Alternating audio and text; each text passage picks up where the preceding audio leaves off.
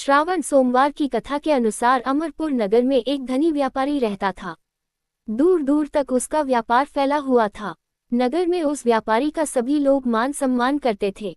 इतना सब कुछ होने पर भी वह व्यापारी अंतर्मन से बहुत दुखी था, क्योंकि उस व्यापारी का कोई पुत्र नहीं था। दिन रात उसे एक ही चिंता सताती रहती थी। उसकी मृत्यु के बाद उसके इतने बड़े व्यापार और धन संपत्ति को कौन संभालेगा। पुत्र पाने की इच्छा से वह व्यापारी प्रति सोमवार भगवान शिव की व्रत पूजा किया करता था। सायंकाल को व्यापारी शिव मंदिर में जाकर भगवान शिव के सामने घी का दीपक जलाया करता था। उस व्यापारी की भक्ति देखकर एक दिन पार्वती जी ने भगवान शिव से कहा, हे प्राणनाथ, ये व्यापारी आपका सच्चा भक्त है। कितने दिनों से ये सोमवार का व्रत और पूजा नियमित कर रहा है। भगवान, आप इस व्यापारी की मनोकामना अवश्य पूर्ण करें। भगवान शिव ने मुस्कुराते हुए कहा, हे पार्वती, इस संसार में सबको उसके कर्म के अनुसार फल की प्राप्ति होती है। प्राणी जैसा कर्म करते हैं, उन्हें वैसा ही फल प्राप्त होता है। इसके बावजूद पार्वती जी नहीं मानी। उन्होंने आग्रह करते हुए कहा, नहीं प्राणनाथ, आपको इस व्यापारी की इच्छा पूरी करनी ही पड़ेगी। यह आपका अनन्य भक्त है। प्रति सोमवार आपका विधिवत व्रत रखता है और पूजा अर्चना के बाद आपको भोग लगाकर एक समय भोजन ग्रहण करता है। आपको इसे पुत्र प्राप्ति का वरदान देना ही होगा। पार्वती जी का इतना आग्रह देखकर भगवान शिव ने कहा, तुम्हारे आग्रह पर मैं इस व्यापारी को पुत्र प्राप्ति का वरदान देता हूँ, लेकिन इसका पुत्र 16 वर्ष से अधिक जीवित नहीं रहेगा। उसी रात भगवान शिव ने स्वप्न में उस व्यापारी को दर्शन देकर उसे पुत्र प्राप्ति का वरदान दिया और उसके पुत्र के 16 वर्ष तक जीवित रहने की बात भी बताई। भगवान के वरदान से व्यापारी को खुशी तो हुई, लेकिन पुत्र की अल्पायु की चिंता ने उस खुशी को नष्ट कर दिया। व्यापारी पहले की तरह सोमवार का विधिवत व्रत करता रहा। कुछ महीने पश्चात उसके घर अति सुंदर पुत्र उत्पन्न हुआ। पुत्र जन्म से व्यापारी के घर में खुशियां भर गई। बहुत धूमधाम से पुत्र जन्म का समारोह मनाया गया। व्यापारी को पुत्र जन्म की अधिक खुशी नहीं हुई, क्योंकि उसे पुत्र की अल्प आयु के रहस्य का पता था। ये रहस्य घर में किसी को नहीं मालूम था। विद्वान ब्राह्मणों ने उस पुत्र का नाम अमर रखा। जब अमर 12 वर्ष का हुआ तो शिक्षा के लिए उसे वाराणसी भेजने का निश्चय हुआ। व्यापारी ने अमर के मामा दीपचंद को बुलाया और कहा कि अमर को शिक्षा प्राप्त करने के लिए वाराणसी छोड़ आओ। अमर अपने मामा के साथ शिक्षा प्राप्त करने के लिए चल दिया। रास्ते में जहां भी अमर और दीपचंद रात्रि विश्राम के लिए ठहरते, वहीं यज्ञ करते और ब्राह्मणों को भोजन कराते थे। लंबी यात्रा के बाद अमर और दीपचंद एक नगर में पहुंचे। उस नगर के राजा की कन्या के विवाह की खुशी में पूरे नगर को सजाया गया था। निश्चित समय पर बारात आ गई, लेकिन वर का पिता अपने बेटे के एक आंख से काने होने के कारण बहुत चिंतित था।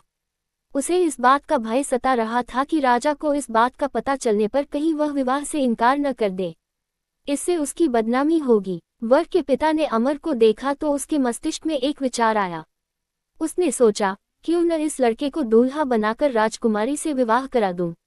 विवाह के बाद इसको धन देकर विदा कर दूंगा और राजकुमारी को अपने नगर में ले जाऊंगा। वर के पिता ने इसी संबंध में अमर और दीपचंद से बात की। दीपचंद ने धन मिलने के लालच में वर के पिता की बात स्वीकार कर ली।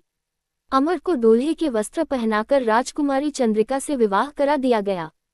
राजा ने बहुत सा धन देकर राजकुमारी को विदा किया।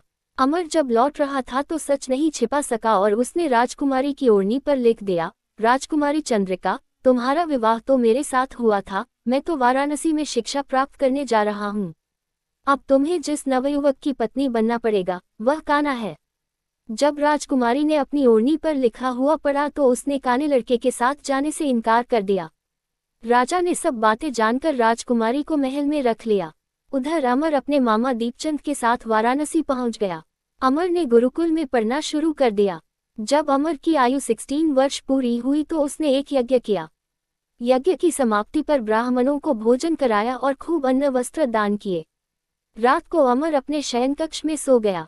शिव के वरदान के अनुसार शयनावस्था में ही अमर के प्राण पखेरु उड़ गए। सूर्योदय पर मामा अमर को मृत देखकर रोने पीटने लगा।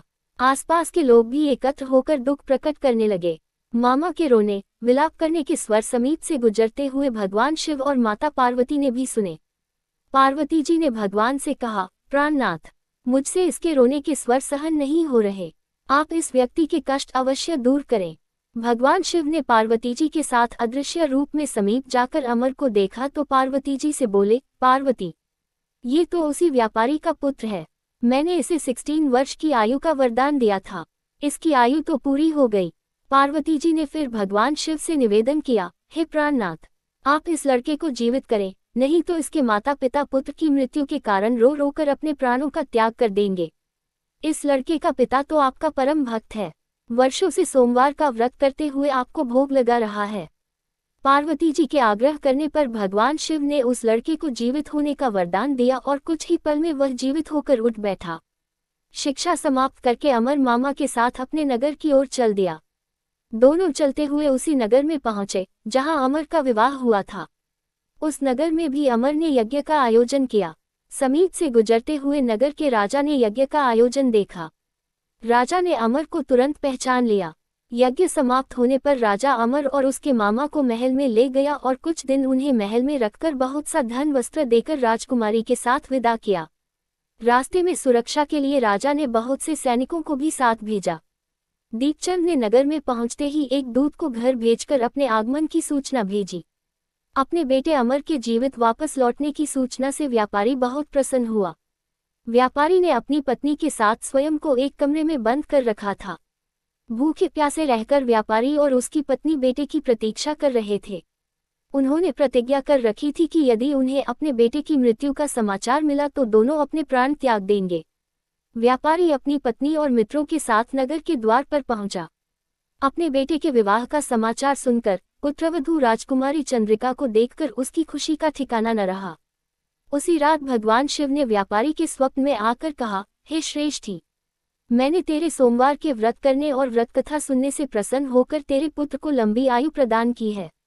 व्यापारी बहुत प्रसन्न हुआ। सोमवार का व्रत करने से व्यापारी के घर में खुशियां लौट आईं। शास्त्रों में लिखा है कि जो स्त्री पुरुष सावन के सोमवार का विधिवत व्रत करते और व्रत कथा सुनते हैं